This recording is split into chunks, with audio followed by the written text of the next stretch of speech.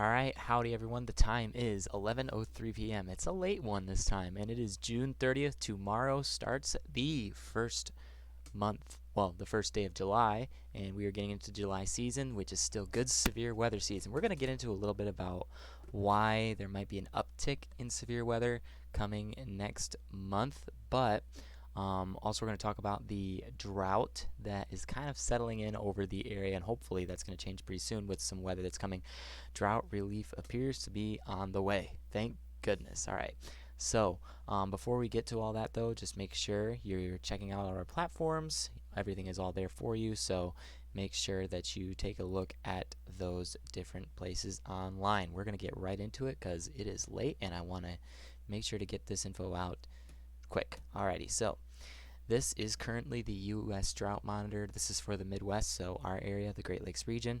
Um, they just updated this today, so this is kind of the newest information we have regarding the drought issue. We haven't had rain for a while. In fact, I know that in Lansing we have a rain total that's about 2 inches below what is normal for this month, and we're getting to the end of the month, so we're missing quite a bit of rain. You can kind of see probably your yard is starting to turn brown across somewhere, especially if you live in Indiana. Particularly, Indiana is really facing the brunt of the drought at the current moment. There's quite a bit that you guys are dealing with. A moderate drought in parts of western and southern Indiana, extreme southern Indiana, whereas it's just a little drier than normal across most of the state of Indiana. So Indiana is really facing most of the drought. Michigan, not so much. Central Michigan is dealing with some drier conditions, and then some drought conditions are into Ohio. Thankfully, relief is on the way, and I'm not sure how much relief tomorrow is going to bring, but it looks like we could see some rain tomorrow. And next week, I'm actually looking at maybe a possible event for some thunderstorms. Maybe some of those storms could be strong to severe, but I think next month there's going to be an uptick in severe weather. Parameters really seem to look like they're changing. There's going to be a pattern change. The jet stream is going to kind of move around a little bit, kind of take a dip to the south over to the west of our area, and I think that's going to drive some more development of some storms in our area. So we're just going to want to watch that. But current situation is we need rain, and we need rain really bad. So let's get to the potential for that rainfall. First of all, temperatures, we got up to the 90s today, which is pretty normal for what we've been having over the past several days, and it looks like we're going to stay around the 80s over the next several days, maybe get up more into the 90s across parts of Indiana and Ohio as we get towards the July 4th holiday, Independence Day.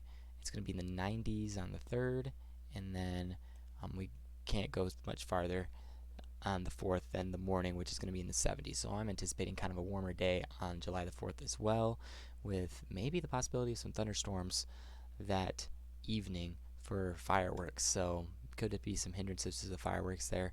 All right, so when is the rain coming in? So this is a front that's kind of moving into the area. I have no idea why that popped up, but this is sort of a front that's moving into the area tomorrow, and it's going to kind of drop temperatures. Temperatures won't really get up to higher than the 80s tomorrow, especially if you live in Michigan. Maybe it'll get closer to 90 as you're down in southern Indiana, those places, but the cold front should move through and cool things down if you're off to the north. We're going to have some thunderstorms kind of develop across the Upper Peninsula tonight and into this evening, packing some severe weather potential. That's been highlighted by the Storm Prediction Center, so that's something that was being anticipated. That line is going to continue to progress into the Lower Peninsula with still packing some severe risk, but I'm thinking by morning, based on what the models are saying, it's going to really start to die out, and not really much is going to be happening until we get closer to the afternoon. Now, some models are showing that the storms will really take off when you are in northern Indiana, north central Indiana, and they may pack a marginal severe risk according to what the NAM model is saying. And I'm going to want to look at the SPC's latest update on that because I haven't checked that as of recent. But these storms will be marginally severe. They're not going to really pack a huge severe potential but these new soundings do show some interesting information for that. So I do want to look at an update real quick for tomorrow, which still only shows a marginal risk, low tornado risk, and then the wind and hail risk is kind of low as well. But that looks like it's just targeting western Indiana. But still, I think there could be some thunderstorms across parts of Indiana and lower Michigan, and pretty much across anywhere south of Grand Rapids tomorrow. So I'm going to be dealing with that tomorrow, and thankfully, because most of us need it. So continuing with that line, it's not going to be too much rain, but it should be enough to at least get a little bit of relief from the drought that we are dealing with at the current moment. So that's really what it looks like for Friday. I want to take a look at Tuesday, because Tuesday looks like we could see some severe potential form across the Great Lakes region. So let's take a look at that real quick. This is a GFS model showing again that Friday chance of rain, some showers and thunderstorms likely across parts of Great Lakes tomorrow. Redevelopment of some thunderstorms. This one centralizes it more around east central Ohio near Cleveland, just in the Cleveland area a couple days ago. Progressing it off to the east, we're going to get into Tuesday. So this is Sunday. Monday, you really see some showers and thunderstorms beginning to develop across the upper Midwest. Upper Midwest is going to get a lot of thunderstorm activity, it appears, as we get post 4th of July. So we're going to want to watch that. So this is Independence Day.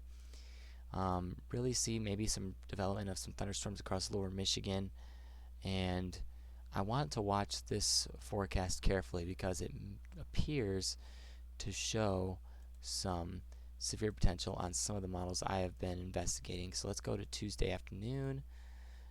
Development of some cells across parts of, tracking a marginal tornado risk. Going into central Indiana, still that marginal tornado risk. I think there's going to be some severe weather potential on Wednesday. Not entirely sure how much. It doesn't really look that strong as of yet, especially as it appears you're going to have those higher cloud bases in the atmosphere because of the warmer air at the surface, but it doesn't really seem to be too much capping in the atmosphere. So it looks like we could see maybe some damaging wind threat from this event moving through the area Tuesday night into Wednesday. So, and it seems like we get an uptick in the moisture later on as well. But I'm going to want to watch the upcoming forecast. It looks like the pop-up showers and thunderstorms appear on upcoming models for July 11th and 10th. It looks like you could see some bands of severe thunderstorms according to the GFS model. So let's take a look. Really, the big reason why I think we're going to see an uptick in severe weather is looking at the overall supercell composites for the upcoming days. You get this graph loaded, and you can take a look as we get towards the July 11th time frame. You can really see a lot of different supercell composite.